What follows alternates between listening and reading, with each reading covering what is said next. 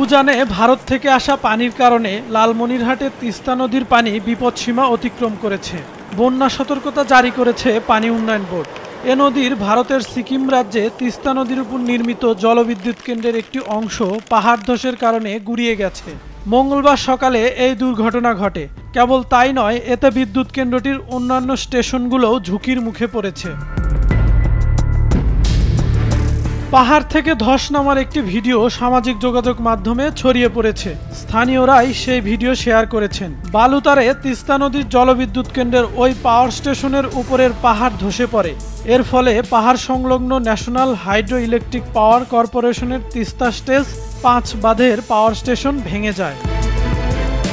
Video থেকে দেখা যায় পাহাড়ের সামনের অংশ আচমকা কেঁপে ওঠে।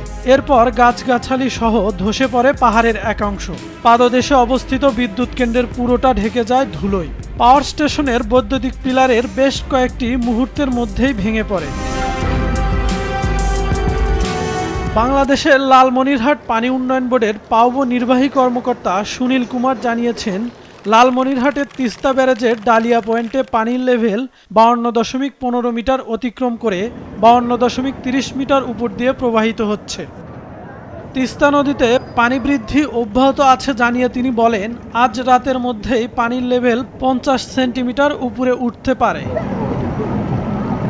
পাউবোর এই নির্বাহী প্রকৌশলী বলেন, তিস্তা ব্যারেজের উজানে ভারতের গজলডোবা ব্যারেজের সবগুলো গেট খুলে দিয়েছে ভারত।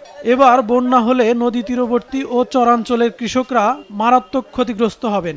লালমনিরহাটের জেলা প্রশাসক মোহাম্মদ উল্লাহ সাংবাদিকদের বলেন, তিস্তাপাড়ের বাসিন্দাদের নিরাপদ স্থানে চলে যেতে বলা হয়েছে। নদীপাড়ের মানুষকে নিরাপদ স্থানে যেতে সহায়তার জন্য উপজেলা নির্বাহী কর্মকর্তা ও ইউনিয়ন পরিষদ চেয়ারম্যানদের নির্দেশ দেওয়া হয়েছে। মাছরাঙা নিউজ ডেস্ক।